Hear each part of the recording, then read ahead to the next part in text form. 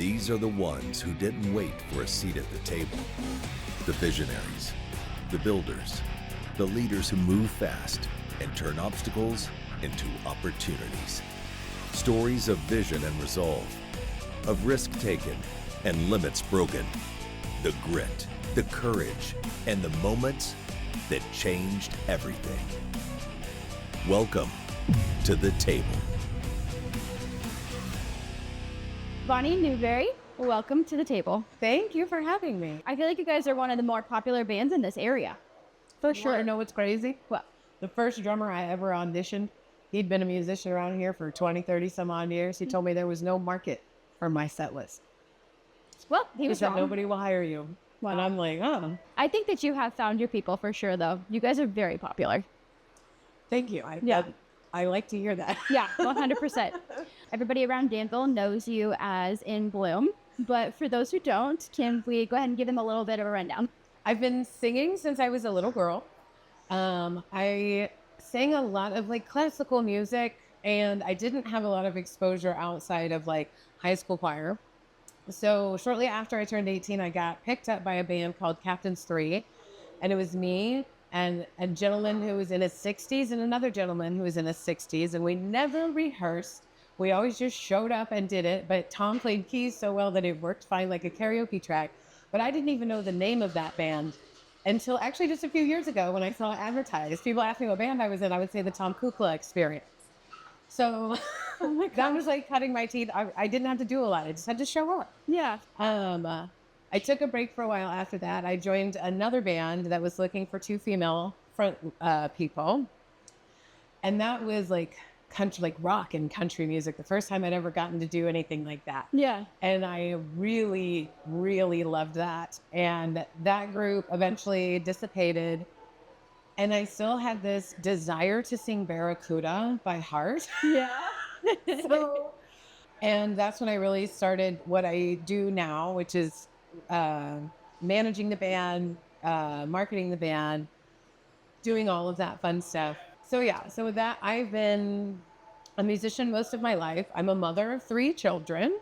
My oldest just turned 18, actually. Obviously, I also am a tarot reader. Mm-hmm. People may know me as a tarot reader. That is something I really enjoy doing, and the connection that it brings with people. Mm-hmm. Do you need tarot cards to read somebody? Not really. Yeah. But that kind of happens eventually as you do it. And that's the natural, you realize your cards are just your conduit. Yeah. That's how you're doing it. Mm-hmm. But yeah, and that's led me down doing women's retreats, divine feminine retreats, given me opportunities to meet amazing people. And even eventually incorporated everyone is why don't you do sound healing? And I'm because sound bowls are $1,500. Are they really? They are. Bless her sweetheart friend Hannah Klingon is you can borrow mine anytime. And I'm I can't, Hannah. You can't. I can't so much. Right. I'm a mother of 3. Do you know children? When is your next show? Well, tomorrow. Honky Tonk Car Breaks. Where is it? It's right here at Vermilion River. What do you mostly sing? So that's the beauty of In Bloom, right? Mm-hmm. Is that we sing a little bit of everything. We do Amy Winehouse, we do Billy Strings, we do Johnny Cash, we do Chapel Room. So we run the gamut. Yeah. And one of my favorite things to do is within our first 5 songs, we're hitting you with 5 very different vibes because I want to know what is sticking. Yeah. What do you like? And then we can adjust accordingly to what you're digging. Yeah. So that's what Pete always says, I never know what I'm going to get when you play here. I'm surprise. Yeah, surprise, surprise. To keep you on your toes.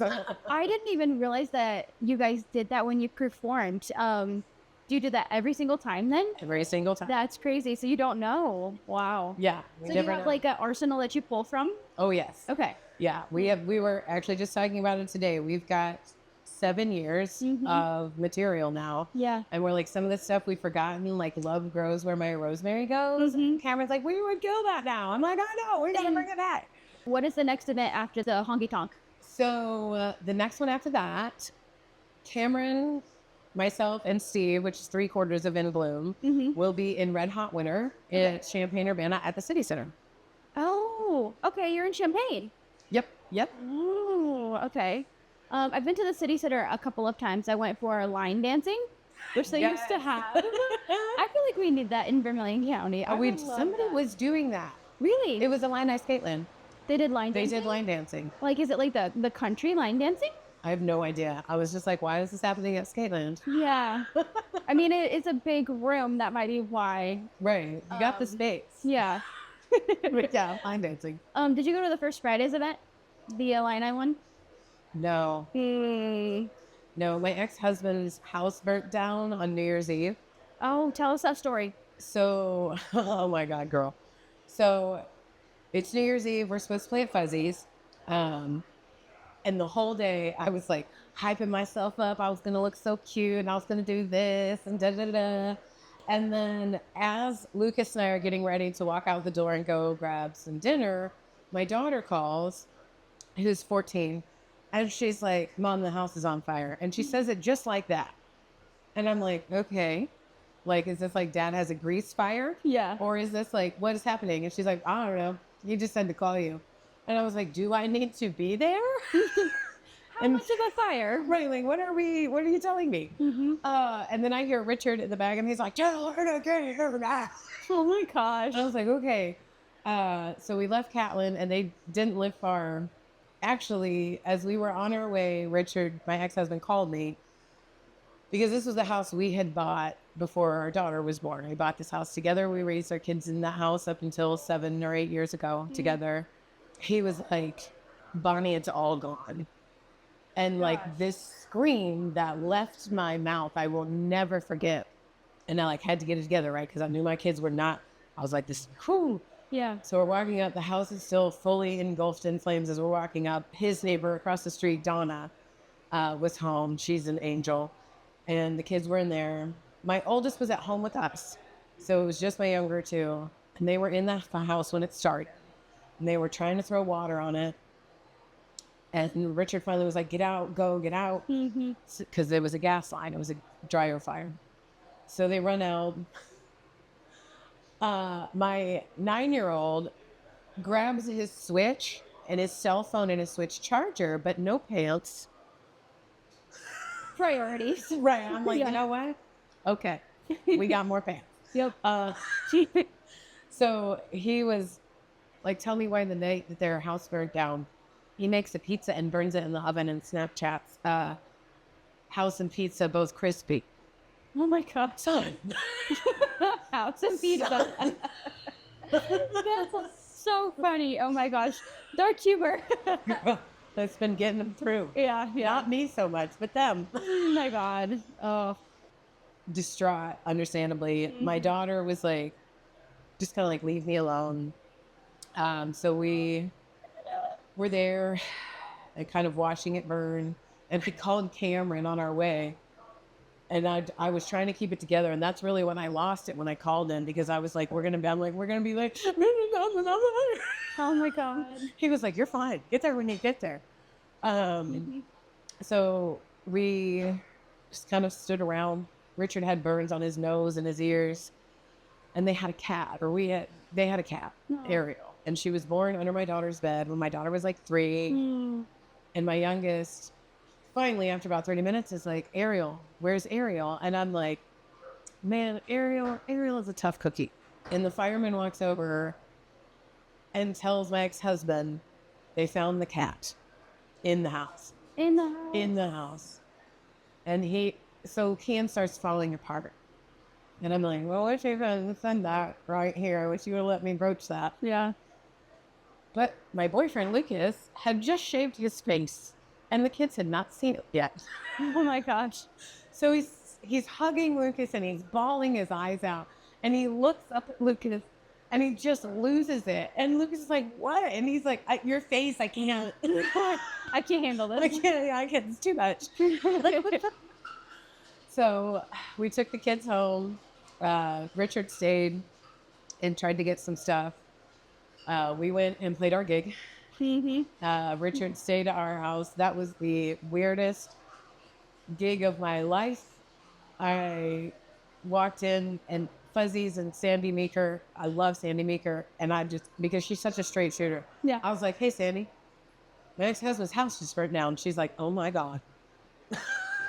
Like, she totally because when I'm on stage, I can bring the energy, but as soon as I'm done, I'm done. I have nothing for you. Yeah. So yeah, we got home and everybody was there. Everybody was in one house. And this village of Catlin, girl, this is my favorite part. If you don't keep any part of this, keep this part. So my son plays Salt Fork Youth Football, and their coach's name is Tom. I think it's Tom Hollins. I love Tom. I don't know him particularly well.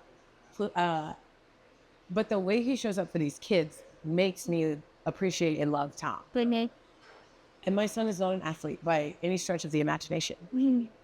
But Tom makes sure he's included. Somehow they found out. And 2 days later, Tom shows up. He replaced all of their Christmas presents.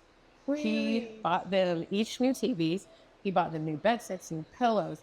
I mean, I can't say enough about what this man did. And I guess his house had burnt down in 2018. But he really, and then I showed a Kian and I was like, hey, buddy, I just want you to know that wherever Coach Tom says you're going to play high school football, that's where you're or college football, that's where you're going. Yeah, is wherever Coach Tom says. Yeah. Whatever he says. Yeah. So yeah, and we've got the benefit this Sunday, little benefit concert. Yeah, and he's just arguing with insurance, and it still hasn't hit him yet. Yeah. I don't know when it will, but we'll be here. Wow, that is a lot. How are you doing? Great way to start the new year. Yeah. Oh, it's been a rough one. It's like such a combination of like blessings and letdowns. Yeah. What gets you through like those hard moments though? Oh, I have really great community. Yeah. I have amazing women in my life that like I don't have to explain. I can just speak, and I can just, like, when this first happened, when their house first burnt down, I was like, I don't want to make this about me. I want to make, like, it's about them, it's for them, it's them. And my friend Amy was like, hey, it is a little bit about you. Yeah. And that's okay. Girl, oh my gosh, yeah. I would too. You know, she's like, you raised your babies there. Like, you lived your life there, and it's okay. And your kids that's scary. Yeah. I'm like, okay, yeah. I'm like, is it okay if I feel feelings about what happened? Yes, it's okay to have feelings. Yes, girl. Oh my gosh. The further along that I get in life, the more I realize that like everything changes so much.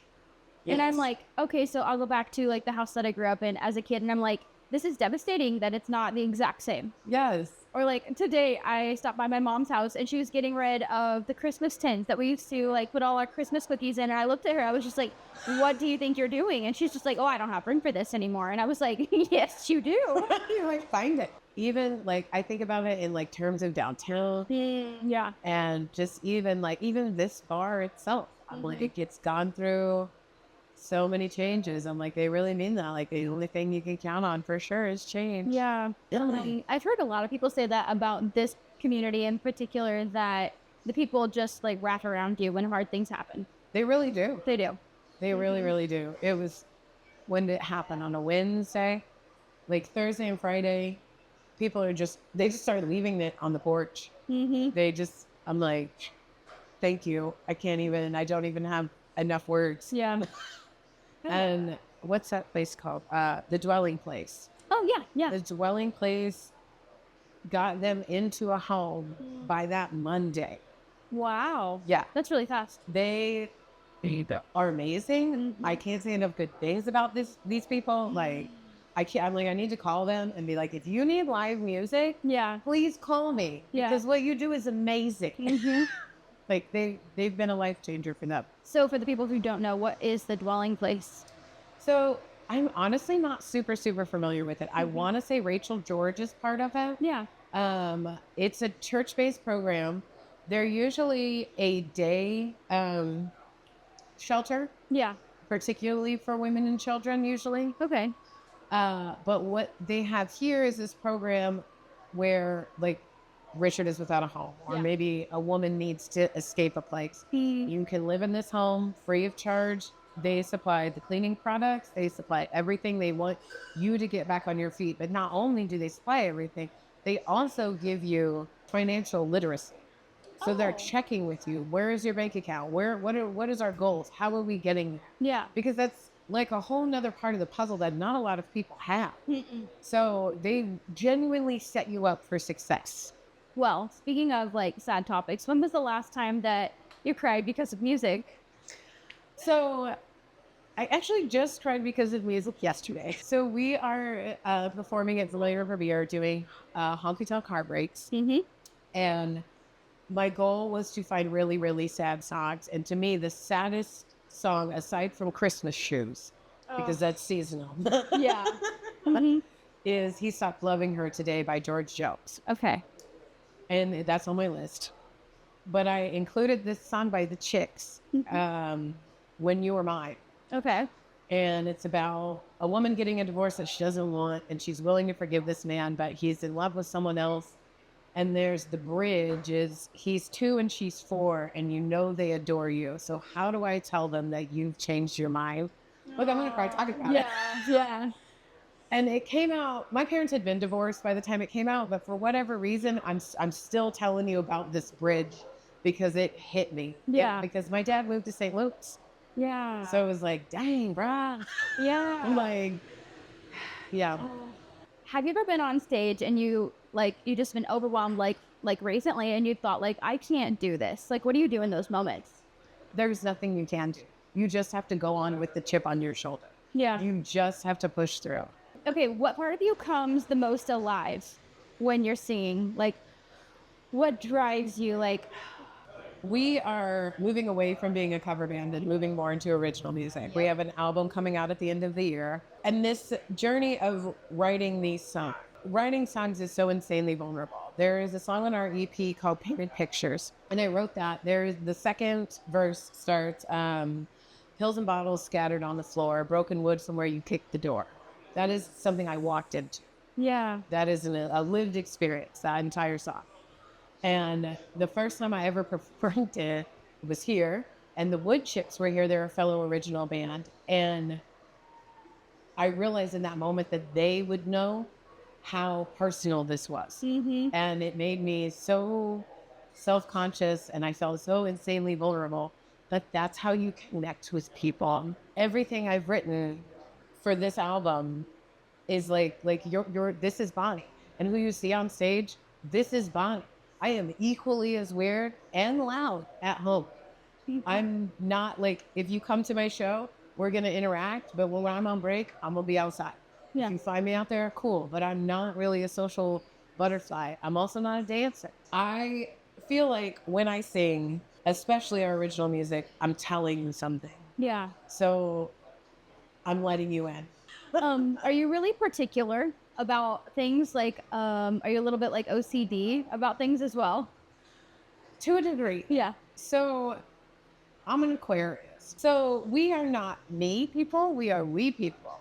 So it's always been important to me this entire journey. I've been trying to write this album for 7 years. 7 years. But it's been very important to me that everyone's voice is included in this sound. Yeah. Because In Bloom is not in bloom without every member of In Bloom.